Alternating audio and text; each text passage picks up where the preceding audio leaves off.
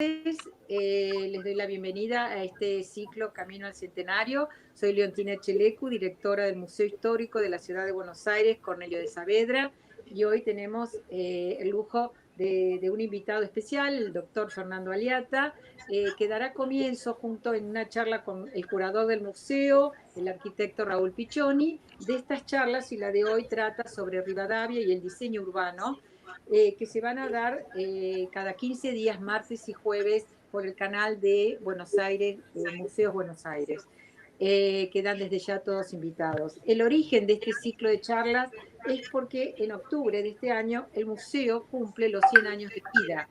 Es el primer museo municipal que nace en 1921 gracias a la generosa donación del coleccionista y filántropo Ricardo Semborain, que muere en 1912 y testa su magnífica colección muy heterogénea a formar el primer museo histórico de la ciudad. Y este tiene lugar en 1921, el 6 de octubre. Así que declaramos a octubre el mes aniversario, donde va a haber un fuerte avance en ese sentido de charlas y actividades que tendremos, esperemos, presencialmente, y si no, será vía streaming. Pero quería contarles muy brevemente que Ricardo Semborain, cuando dona su colección al Museo Municipal, lo hace con el cargo de que llevara su nombre este museo, deuda que tiene la historia y los gobernantes de la ciudad de Buenos Aires que tienen para con su fundador. Esta deuda será saldada finalmente este año, 100 años tardamos, pero nunca es tarde, y la sala principal del museo llevará su nombre y será rebautizada Ricardo Semborain. Ahora quiero contarles la charla sobre Rivadavia y el diseño urbano de Bernardino Rivadavia. Será llevada a cabo entre Fernando Aliata, como ya dije, doctor y arquitecto, y además de profesor titular del taller de Historia y Arquitectura de la Universidad Nacional de La Plata, investigador independiente del CONICET.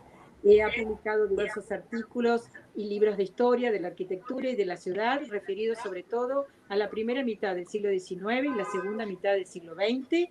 Entre sus trabajos se destaca la dirección junto a Pancho Lerner del Directorio Histórico de Arquitectura en la Argentina, los libros El paisaje como cifra en armonía, en colaboración con Graciela Silvestri, un libro que me encantó, Arquitectura, Programas e Instituciones en Buenos Aires, y Carlos Zucchi, Arquitectura, Decoraciones Urbanas y Monumentos, que en el Museo Histórico Saavedra lo hemos usado muchísimo, Fernando. Y sobre todo en 2019 para unas decoraciones que hicimos, una muestra de rosas. Así que nos vino genial. Y quiero presentarles al curador del museo, Raúl Piccioni. Es arquitecto, licenciado en Historia del Arte y magíster en investigación, curador de nuestro museo, y también tiene una larga labor docente, titular de Historia Argentina de la Universidad de Buenos Aires. He sido muy sintética en su tarea docente en ambos. Y numerosas publicaciones en revistas científicas nacionales e internacionales, y se destacan sus trabajos sobre los mercados de abasto en Buenos Aires en el siglo XIX. La charla de hoy gira en torno a la personalidad de Bernardino Rivadavia y su particular interés en el diseño urbano, que debemos pensar como un soporte importantísimo de su plan de reformas políticas y sociales. Y en este sentido abordarán sus intentos de organización urbana, su labor normativa y sus propuestas de zonificación, así como sus ideas para la organización espacial. Con esto los recibo y los esperamos cada martes y jueves, segundo martes y cuarto jueves de acá a noviembre. Gracias y bienvenidos. Los dejo a ustedes hablar.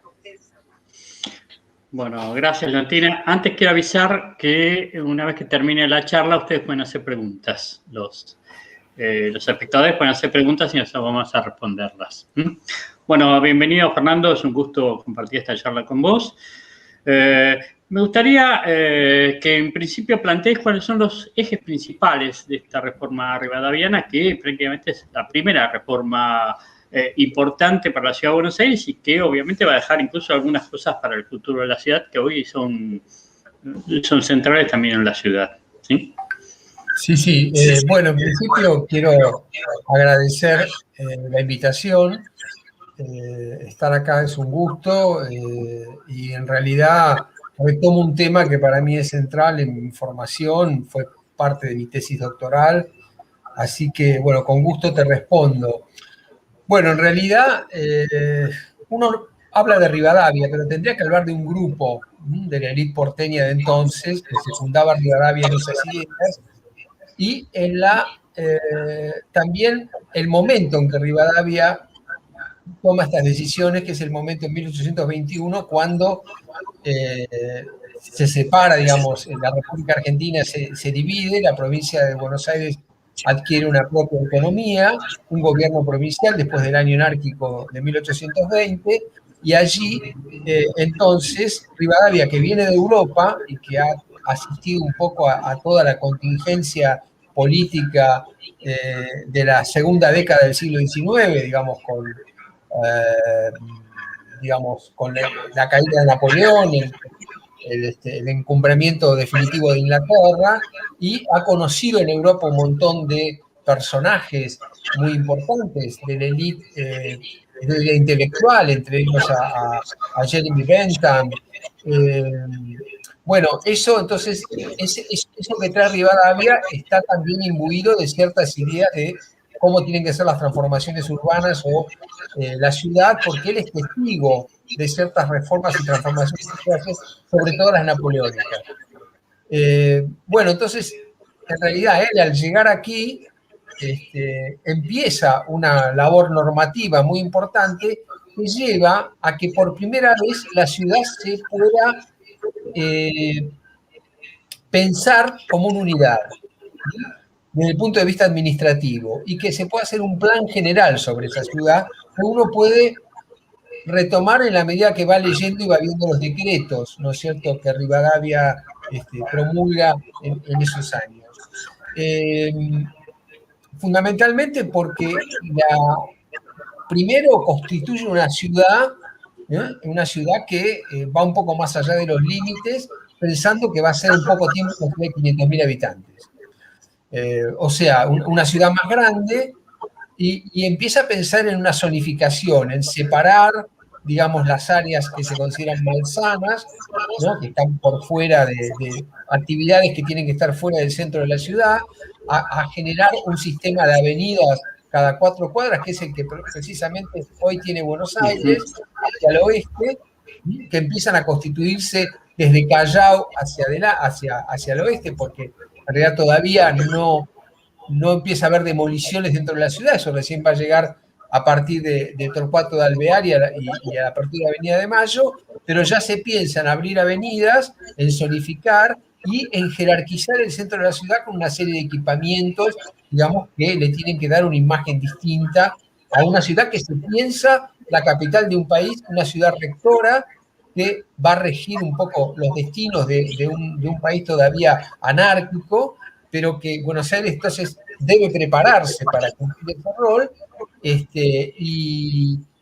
Entonces, bueno, es un ciclo que va desde 1821 a 1827, muy dinámico, con muchísimas medidas, que va a ser recordado luego, cuando en realidad Buenos Aires se transforma en una metrópoli. Los legisladores y la clase política liberal de fin del siglo XIX va a recordar a Rivadavia como el mentor, como aquel que empezó a pensar la ciudad, a ese grupo que empezó a pensar la ciudad de una manera unívoca. Y digo esto ¿por qué? Porque hasta entonces la administración de la ciudad estaba segmentada.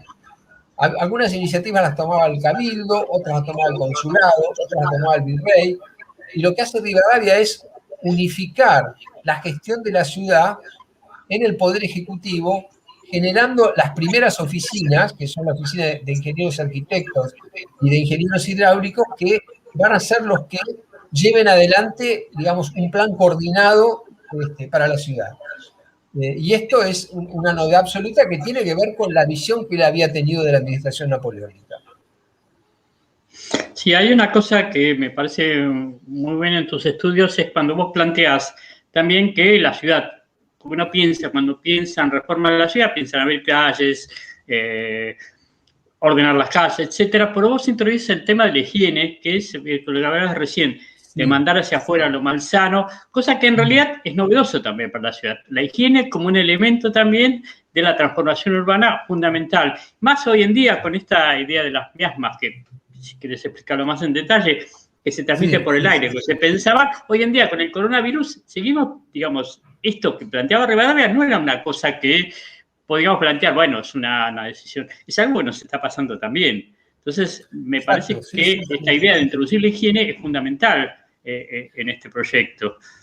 Sí, eso es algo que yo pude notar en mi trabajo y que en general la historiografía empezaba a hablar de la higiene a partir de 1860 en Argentina.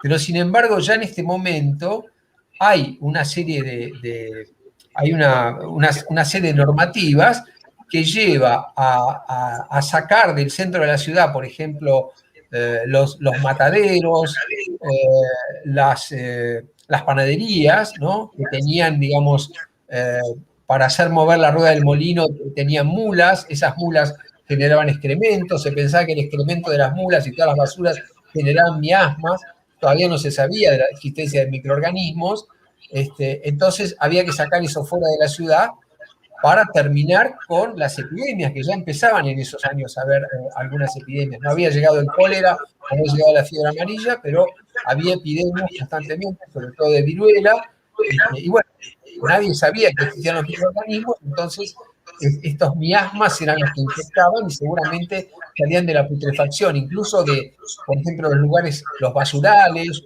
las calles donde había pozos donde se juntaba basura, si todo eso que de alguna manera ya había empezado con algunas normas en la época final de los Borbones, Rivadavia lo retoma con las ideas que vienen de su viaje a Europa y realmente hace una zonificación que después va a tener muchas resistencias, porque obviamente los sectores perjudicados van a hacer lo imposible para no retirar, digamos, los locales malsanos, las industrias, las talabarterías, los lugares donde se trabajaba el cuero, etcétera, etcétera, porque, bueno, los quieren tener en el centro de la ciudad.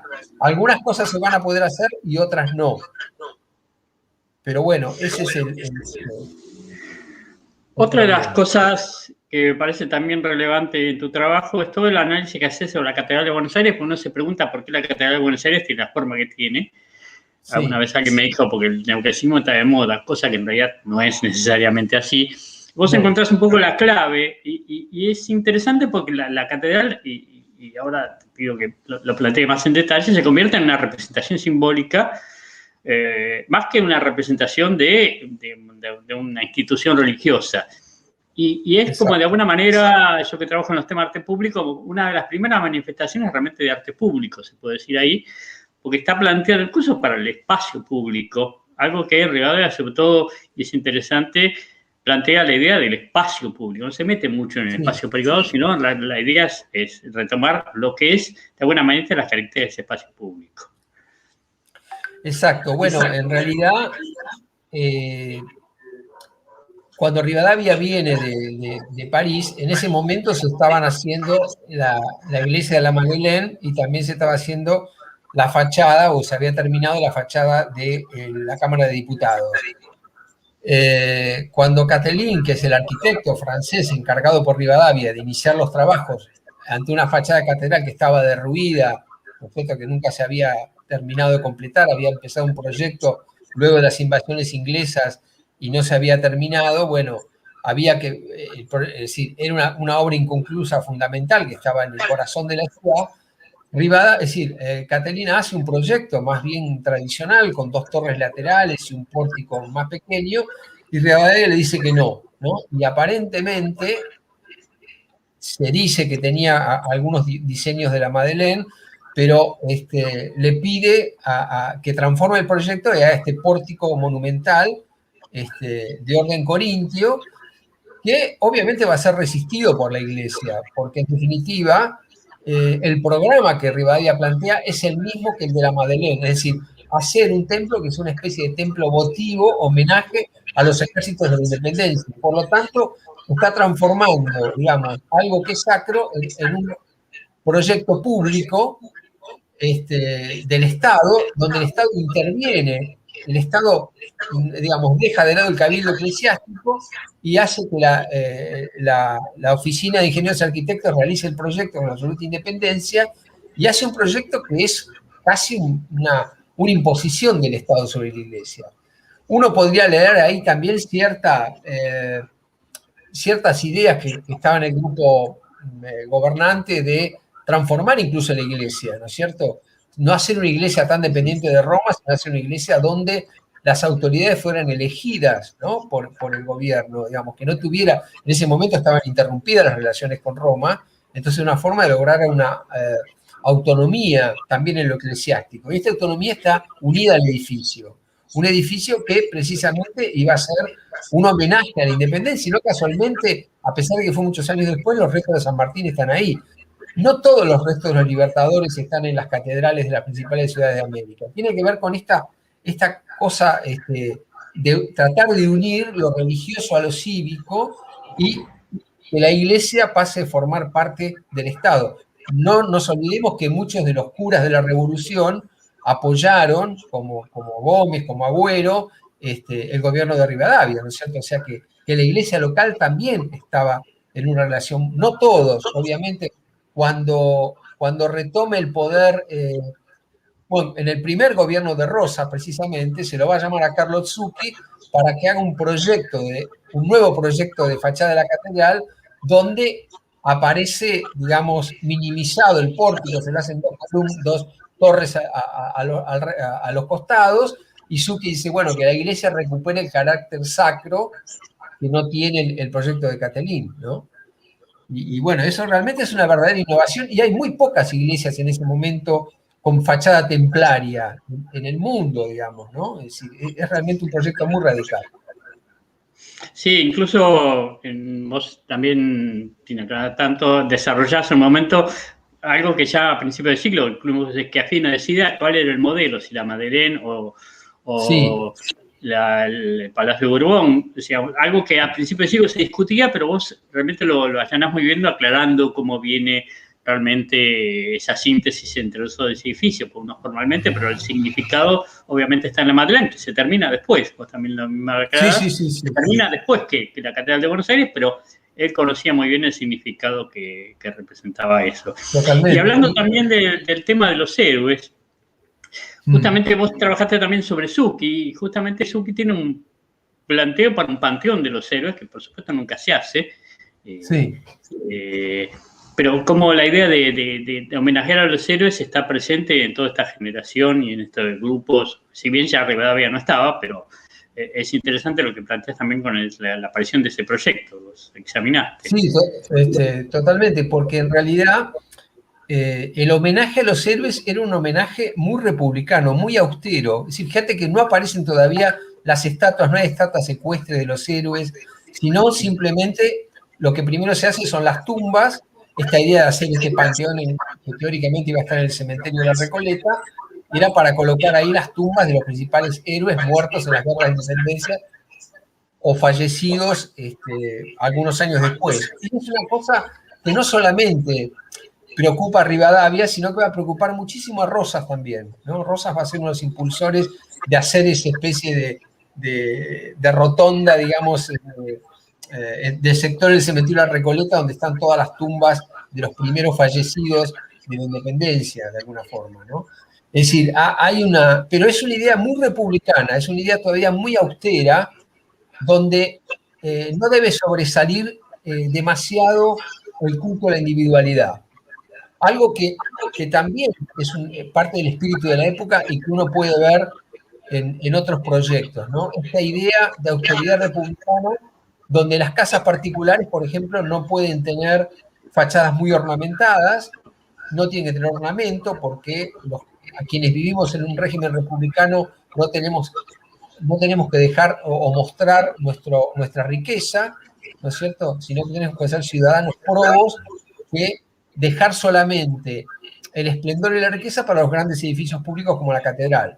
Entonces, si se hace una casa, la casa no va a tener una fachada muy ornamentada, pero sí lo van a tener los grandes edificios públicos. Y si uno puede leer en esa misma secuencia el caserón de Rosas de Palermo es precisamente eso. Fíjate que es un edificio que no tiene prácticamente ornamentación, es un edificio absolutamente austero. Y tiene que ver con esa idea, ese ideal republicano que también Rosas tenía. No, muy interesante todo esto, porque, entre otras cosas, para este modelo republicano, uno de los temas que tratamos también es el desarrollo de la sala representante y de las ideas de Bentham, que a quien Rivadavia conoce justamente en Inglaterra y que tenía mucho interés en lo que pasaba en América en ese momento, y que veía con América con mucho interés, pensando que Europa ya venía en una decadencia, en cambio América como que era un mundo en que sus ideas podían ser puestas en práctica. Sí, exacto. Rivadavia lo conoce a Bentham en 1818 en Londres, se hacen amigos, y Bentham lo ve como un discípulo que puede desarrollar sus ideas en un lugar en el cual, en el momento en que Europa se ha vuelto cada vez más reaccionaria y nuevamente monárquica, donde prácticamente la Revolución Francesa, después de Napoleón, digamos, viene la restauración y no hay posibilidades de desarrollo de un modelo republicano. Bueno, estas repúblicas de América del Sur podían ser esos lugares. Por lo tanto, Bentham le propone en primer momento hacer una cárcel panóptica en Buenos Aires, ¿no?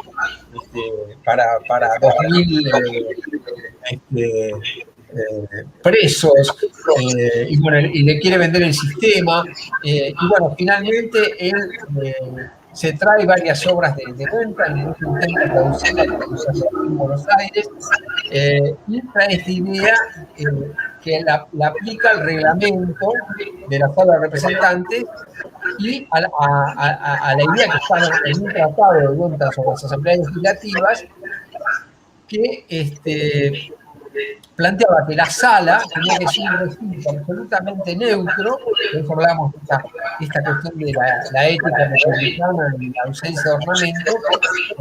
No tenía que tener ornamento en la sala, debía ser muy austera, y para no distraer, digamos, el debate que debía regirse a partir de un modelo de comportamiento que está expresado en el reglamento de la Asamblea de Buenos Aires, que copia el de Bentham. Entonces, tanto el funcionamiento de la Asamblea como el edificio tiene esa característica. Por eso es un edificio que está, hoy se puede ver, la restauración que se hizo, está dentro de la Manzana de las Luces, no tiene fachada, no tiene ornamentos, no tiene ningún lujo, y es un poco esa expresión del republicanismo.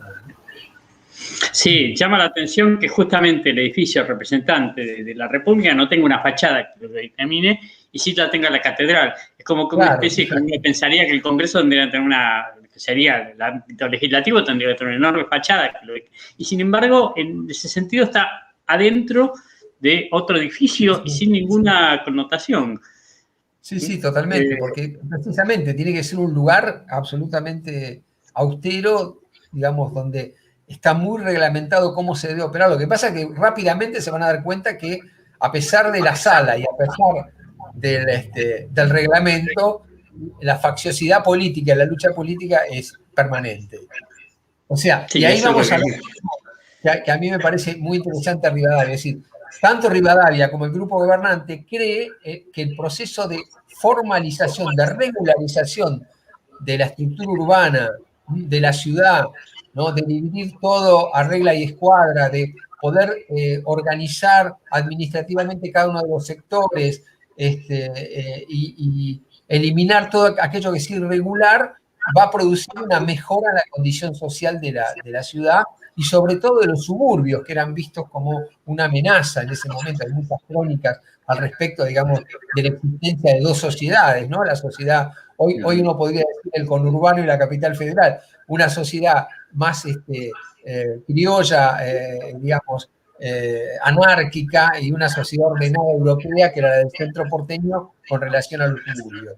Bueno, los intentos por ahí van a generar una transformación también del suburbio, a hacer colonias de europeos. Está la colonia de la Chacarita de alemanes y está la colonia de Santa Catalina, donde se traen escoceses, pero ambos proyectos fracasan porque la realidad política Es decir, es mucho más densa y mucho más compleja, y las ideas que van a ser luego aplicadas 50, 60 años después, en ese momento era imposible.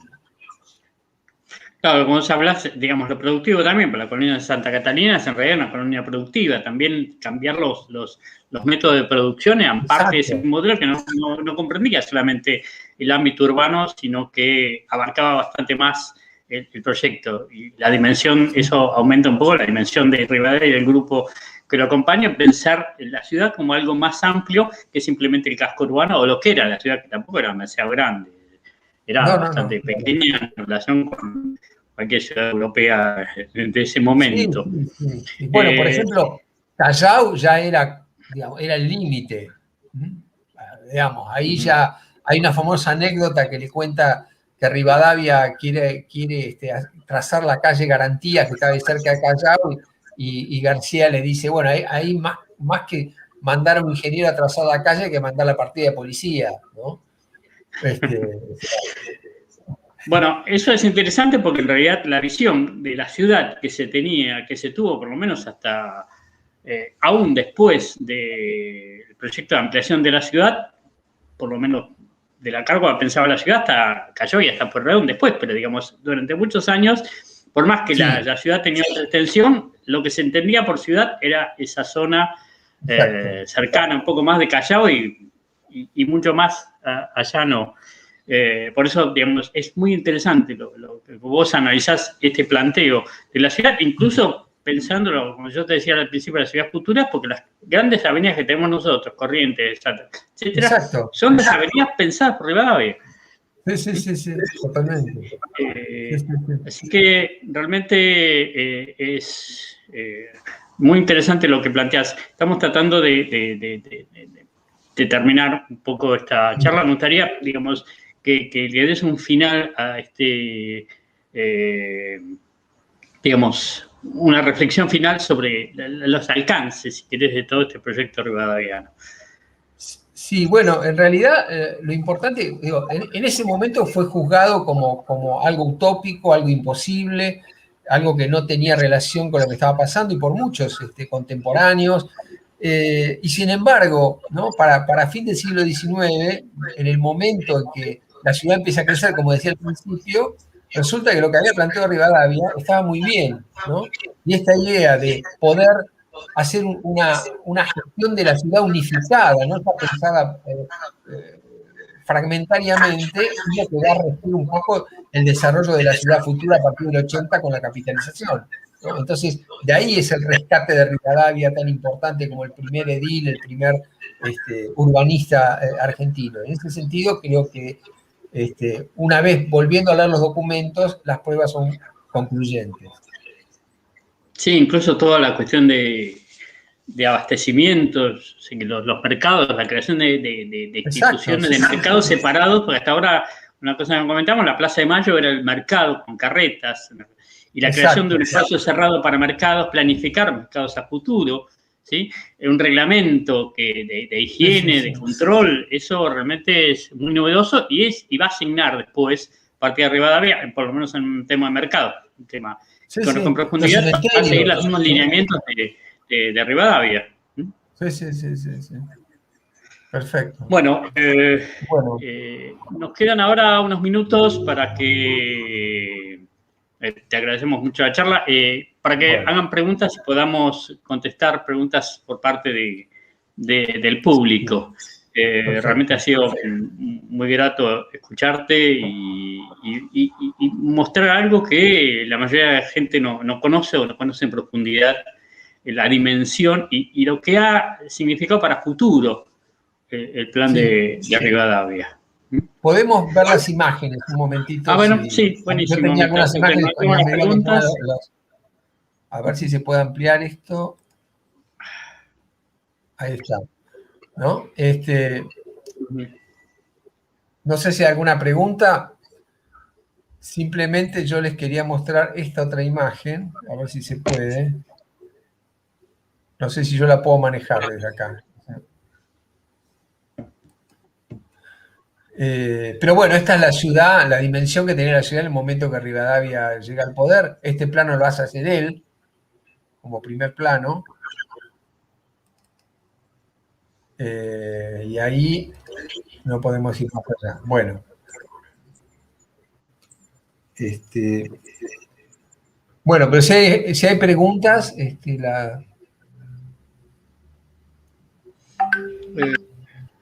a ver si hay...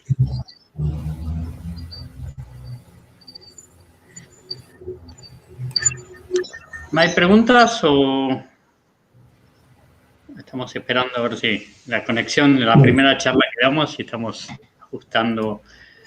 Estamos aprendiendo. Sí. Hay preguntas, evidentemente. Vamos a ver, conociendo las preguntas.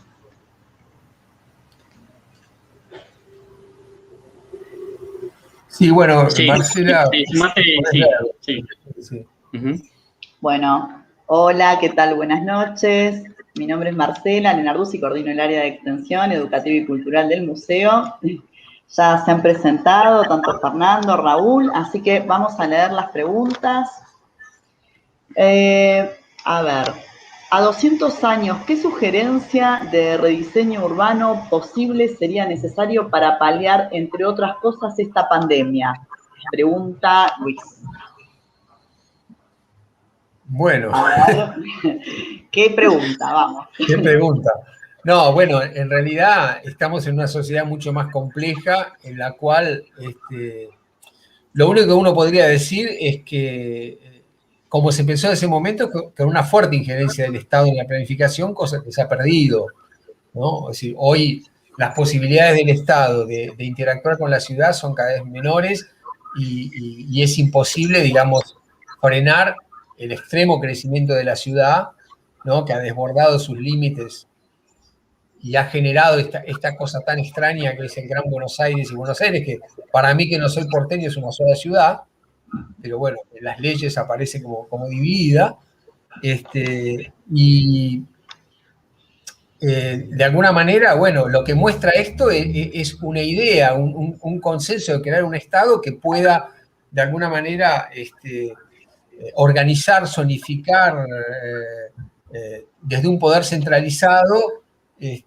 todo lo que tiene que ver con lo urbanístico, y es algo que, bueno, hemos perdido en definitiva, ¿no? Cada vez tienen más debilidad las instituciones urbanas en relación con el diseño de la ciudad. Y eso se ve también con la pandemia, ¿no?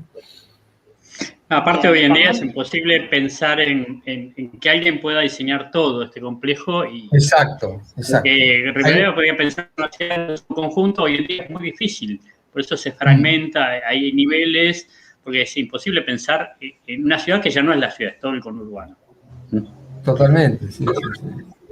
Bien, otra pregunta del público. ¿El pueblo de Alemanes se llegó a asentar? Bueno, esa es una historia, sí, se llegó a asentar en La Chacarita, donde hoy está el cementerio de La Chacarita. Se empezaron a construir las casas, se hizo el pueblo, pero en 1829, o sea, prácticamente un año o dos después, el 27 fue la fundación, fue el momento de crisis, ¿no? Del golpe de la Valle, de la muerte de Rego, y las montoneras federales rodearon la ciudad se pudo guarecer en este entorno, digamos, de Callao para acá y poner barricadas para que no ingresaran los montoneros, pero los alemanes quedaron a la buena de Dios, entonces fueron saqueados, algunos fueron heridos y prácticamente la colonia se fue disolviendo. La mayoría de esos alemanes se insertaron luego en el mercado laboral de Buenos Aires, que era muy interesante para cualquier inmigrante en ese momento. La mayoría portaban oficios, por lo tanto se insertaron muy bien en la comunidad. Pero la colonia se disolvió. Lo mismo pasó con la escocesa, que sufrió los mismos avatares de haber sido invadida y haber sido atacada o saqueada por los sitiadores en el momento de la crisis entre Lavalle y Rosas. Bien. Bueno, mensajes de felicitaciones, muchas gracias, muy interesante la gente. Fernando, ¿querés mostrar alguna imagen más? Tenemos sí, algunos minutos. No puedo, a ver. A ver si... Vos estás para compartir, ¿eh? Mirá que podés, ¿ves? A ver, Ahí se puede ver. Ahí se puede, Sí, ver. sí, Ahí sí, se puede ver. Bueno, esto es un poco un esquema de lo que hace Rivadavia, digamos, ¿no? Es decir, y el grupo rivadaviano, es decir, en estas zonas deberían estar todas las actividades malsanas fuera de la ciudad, muy afuera tendrían que estar, por ejemplo, el cementerio de la Recoleta, otro cementerio que tendría que estar a la altura de lo que es hoy ya casi 11. Al sur también tendría que haber otro cementerio, tendría que haber un sistema de mercados. Se hace uno de los mercados, que es el primero, el que se llamaba el Mercado del Centro, digamos que está muy cerca de la Plaza de Mayo. Hay proyectos para otros mercados que no se llegan a construir. Y en otra imagen que puedo mostrar, que es esta, este es un proyecto de Carlos Zucchi de una fachada de una casa particular. El señor Ladislao Martínez, que era un miembro de la élite, donde Zucchi dice, las casas no tienen que tener ornamentación porque somos republicanos. Y les muestro algo más, que es, este es el proyecto original del cementerio de la Recoleta, de Próspero Catelín, y este es el anexo que le hace Zucchi, ya el cementerio estaba bastante ocupado a principios de la década de 1830, ¿no?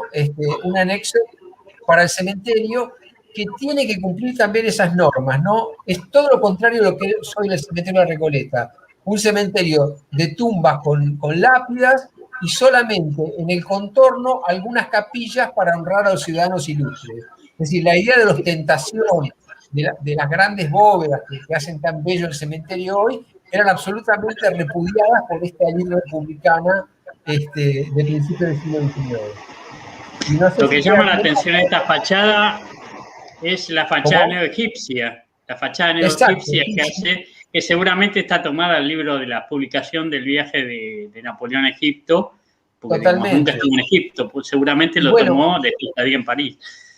Exactamente. Y Zucchi además hace el proyecto de la tumba de Dorrego, que es uno de sus únicos proyectos hoy existentes, que tenía que ser uno de los monumentos principales del cementerio, dada la característica de este personaje que muere trágicamente y es reivindicado por el federalismo.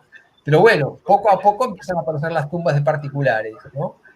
Fernando, hay otra pregunta, perdón, te interrumpo. Sí. La misma persona que pregunta, ¿el pueblo de los alemanes se llegó a sentar? Pregunta si hay bibliografía sobre este tema. Sí, hay un artículo que publicó, hay un estudio bastante interesante, pero tendría que enviártelo, no lo tengo en este momento. Hecho a fines de los 70, principios de los 80, sobre esta colonia. Bueno, si la persona quiere dejar el mail por ahí. Perfecto. Después está la documentación del Archivo General de la Nación de todos los nombres, cómo fueron distribuidas las parcelas, el acta de fundación, realmente es muy interesante. Y después hay un comentario que hace Susana, es la avenida Rivadavia es ancha desde la calle Paraná. Sí. Bueno, ese comentario.